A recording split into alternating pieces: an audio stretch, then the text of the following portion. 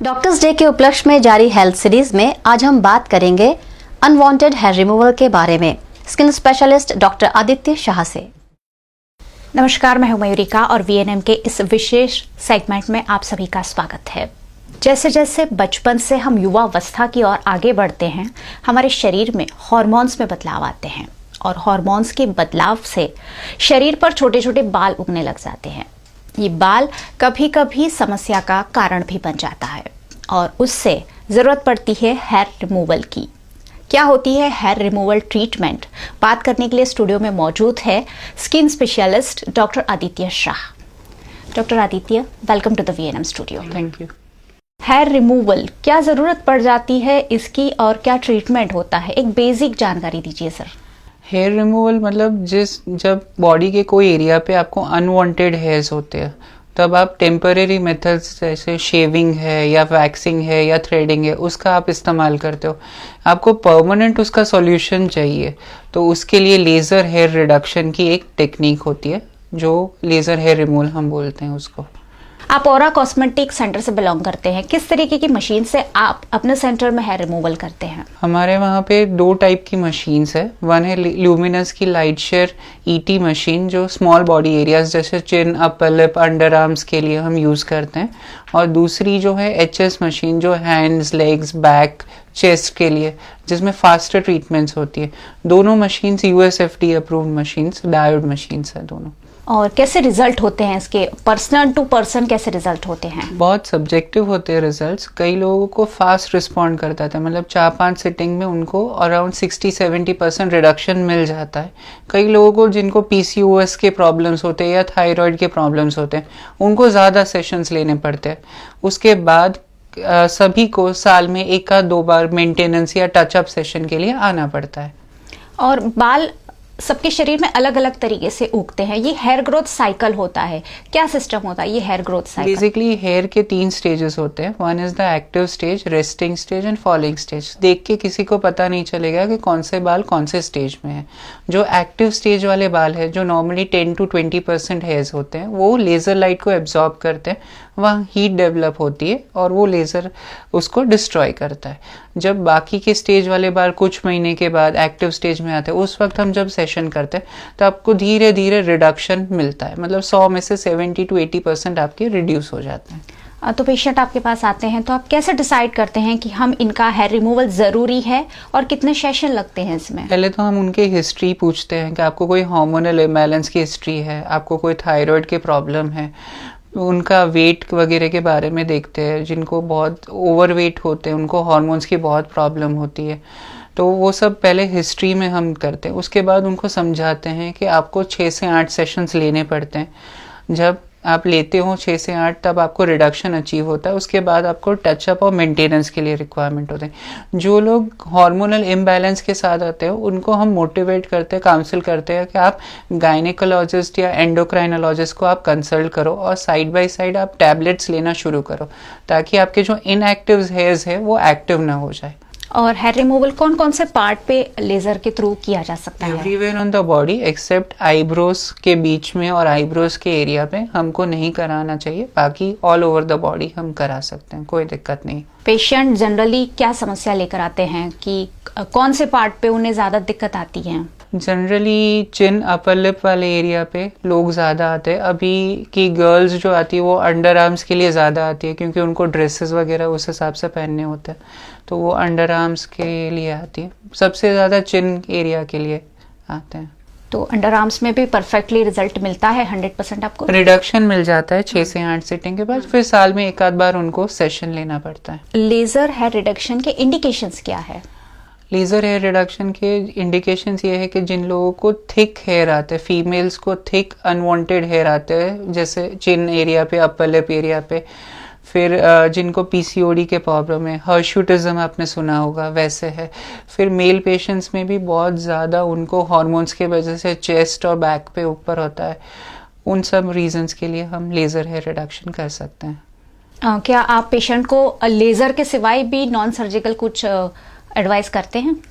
Non surgical hair removal में हम नहीं सजेस्ट करते, क्योंकि कुछ ट्रीटमेंट्स जो होती है उनके साइड इफ़ेक्ट्स वगैरह होते हैं, जैसे फुंसी आ जाती है, वो एरिया डार्क हो जाता है, तो वैसे कुछ और एडवाइस नहीं करते हैं। अच्छा, हम साइड इफेक्ट की बात कर रहे हैं, तो लेजर हेयर रिडक्शन में कितने साइड इफेक्ट्स आते हैं? लेज़र हेयर रिडक्शन ऐसा नहीं बोलूँगा कि बिल्कुल ही साइड इफ़ेक्ट नहीं होते हैं 1000 में से एक को हो सकते हैं। पिंपल्स हो सकते हैं, फॉलिकुलाइटिस हो सकता है, उनके स्किन चेंजेस हो सकते हैं, लेकिन ये सब प्रॉब्लम टेम्पररी होता है, कुछ महीने कुछ दिन के अंदर प्रॉपरली ट्रीटमेंट से वो चले जाते हैं। तो ऐसा नहीं है कि परमानेंट रहेंगे आपको साइड इफ़ेक्ट। दूसरी लोगों की मेंटालिटी होती है कि ये लेज़र कैंसर करवाता है, लेकिन ऐसा कुछ नहीं होता। इट इज़ प्रूवन मेडिकली कि ये कुछ कैंसर वगैरह कुछ नहीं होता इससे। और इसके रिजल्ट कितने परसेंटेज आप पेशेंट को बोलते हैं कि आपको इतना % रिजल्ट मिल सकता है? देखिए, हम ऐसा बोलते हैं, आपके हार्मोन स्टेबल हो, आपको और कोई मेडिकल हिस्ट्री ना हो, तो आप जेन्युइनली 70 to 80% रिडक्शन अचीव कर सकते हैं। उसके बाद सपोज आप मेंटेनेंस के लिए नहीं आएंगे तो आपका रिजल्ट में थोड़ा फ्लक्चुएशन आएगा, इसलिए 6 से 8 सिटिंग के बाद साल में 1-2 बार इज़ ऑलवेज नेसेसरी। और स्पेशली कौन सी एज वाले लोग आपके पास हेयर रिडक्शन के लिए ज़्यादा आते हैं? दोनों एज ग्रुप्स में आते हैं। अभी तो पोस्ट मेनोपोजल एज ग्रुप वाले भी लोग ज़्यादा आते हैं 45 के बाद, क्योंकि मेनोपोज के बाद जो ईस्ट्रोजन और मेल हार्मोन्स के बीच में इम्बैलेंस हो जाता है, उसके वजह से हेयर ग्रोथ आ जाता है, तो वो एज ग्रुप वाले भी आते हैं। और यंग फीमेल्स भी आती है 18-25। मेल पेशेंट्स भी आना शुरू हो गए, जो लोग जिम वगैरह में जाते हैं, जो बहुत कॉन्शियस होते हैं अपने, तो those patients are also coming. Sir, laser hair reduction यानी कहीं ना कहीं एक कुदरती प्रक्रिया में हम खिलवाड़ करने जा रहे हैं, तो ये कहीं ना कहीं पेनफुल भी रहता होगा। कितना दर्द सहना पड़ता है पेशेंट को? नॉर्मली जो हाई एंड मशीन्स होती है, जो अच्छी कंपनी की मशीन्स होती है, उसमें ऑलमोस्ट पेनलेस होता है। जो हमारे पास जो मशीन है उसमें क्या होता है कि स्किन वो मशीन के प्रोब के अंदर चली जाती है, तो पेशेंट के माइंड में ऐसा जाता है कि कुछ वैक्यूम जैसा फील हो रहा है, तो उसको टोटली वो पेनलेस वो फील होती है। तो it is not like that के कई पेशेंट्स ऐसा भी बोलते हैं कि आपकी जो टेक्निक है वो वैक्सिंग और थ्रेडिंग से बहुत ही कम पेन हमको फील हो रहा है। So it is almost near to painless. और ट्रीटमेंट के बाद कोई प्रिकॉशन लेने होते हैं? ट्रीटमेंट के बाद आप उस दिन जिम नहीं जा सकते। आपको लोकल होम रेमेडीज, जैसे कई लोगों को बेसन लगाने की हैबिट होती है, हल्दी लगाने की हैबिट, हम 7 डेज के लिए मना करते हैं। हम ऐसा भी बोलते हैं कि एटलीस्ट जो फेस के ऊपर लेज़र कराते हैं आप 5 दिन तक मेकअप नहीं लगाए, क्योंकि कई बार क्या होता है कि मेकअप के वजह से भी पिंपल्स हो सकते हैं, लेकिन लोगों के माइंड में ऐसा होता है कि लेज़र के वजह से वैसे है। और क्या सभी तरीके के हेयर पे ये ट्रीटमेंट इफेक्ट करती है? ओनली थिक ब्लैक हेयर के ऊपर इफेक्ट करेगी। जो वाइट हेयर होते हैं, गोल्डन हेयर होते हैं, ग्रे हेयर होते हैं या ब्लीच्ड हेयर होते हैं, उसके ऊपर इफेक्ट नहीं करती। इसका रीज़न ये है क्योंकि हेयर के अंदर जो मेलेनिन होता है वो लेज़र लाइट को एब्जॉर्ब करता है, वहाँ हीट डेवलप होती है और वो उसको डिस्ट्रॉय करता है। White hair, grey hairs, golden hairs पे कोई मेलेनिन नहीं होता, तो वो एब्जॉर्ब ही नहीं करेगा लेज़र लाइट को। ओके। और ट्रीटमेंट के बाद स्किन लूज हो जाना या ऐसी कोई समस्या सामने आती है?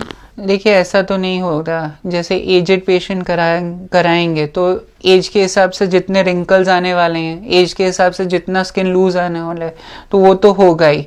वो सिर्फ लोग को रिलेट कर देते हैं कि मैंने लेज़र करवाया तो मुझे ज़्यादा झुर्रियाँ दिख रही है, मुझे ज़्यादा मेरी स्किन लूज हो गई, लेकिन ऐसा कुछ नहीं होता।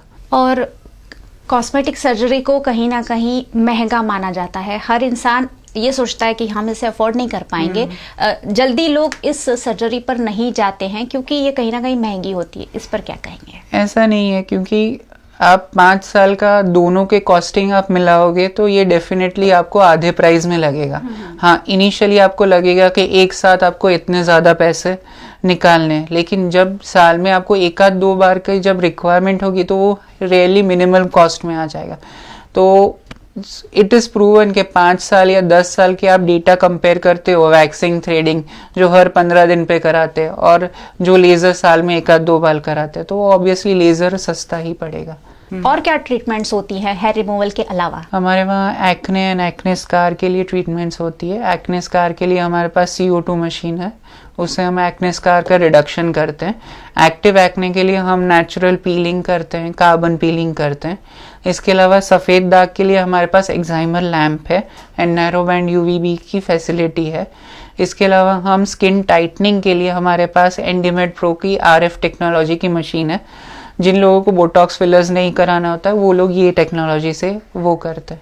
सर आजकल हर ब्यूटी पार्लर में भी कॉस्मेटिक और ये हेयर रिमूवल किया जा रहा है, क्या फ़र्क होता है इसमें और सर्टिफाइड पर्सन के पास जाने में? सर्टिफाइड पर्सन के पास फर्स्ट तो नॉलेज होगा आपके स्किन हेयर के ऑल प्रॉब्लम्स के बारे में। इवन इफ आपको कोई साइड इफेक्ट होगी उसको पता होगा कि उस साइड इफेक्ट को कैसे मैनेज करेगी। अनसर्टिफाइड लोग वो साइड इफेक्ट से भाग जाएंगे और बोलेंगे कि आप डॉक्टर के पास चले जाओ। सेकेंडली जो सर्टिफाइड डॉक्टर्स होंगे वो ऑलवेज क्वालिटी मशीन ही आपको ट्रीटमेंट देंगे। वो पहले चेक करेंगे कि ये मशीन रिलायबल है कि नहीं है, सर्टिफाइड है कि ऑल स्किन टाइप्स के ऊपर वर्क करेगी कि ना करेगी। तो ये दो बड़े एडवांटेजेस रहेंगे कि आप एक सर्टिफाइड डॉक्टर के पास ट्रीटमेंट कराओगे या फिर आप एक ब्यूटी पार्लर या फिर कोई और जगह पे जहाँ पे हेयर रिमूवल मेथड्स होते हैं। आई थिंक हेयर रिमूवल को लेकर जो भी डाउट्स हमारे मन में थे डॉक्टर आदित्य शाह ने काफ़ी क्लियर किए हैं। डॉक्टर आदित्य शाह, VNM की ओर से और दर्शकों की ओर से आपका बहुत बहुत धन्यवाद। Thank you so much. Cosmetic surgery और उसमें हेयर रिमूवल इतना कॉम्प्लिकेटेड नहीं है जितना हम सोचते हैं। We can go for it. VNM में आगे भी हेल्थ इश्यूज उठाए जाते रहेंगे। तब तक के लिए देखते रहिए VNM TV।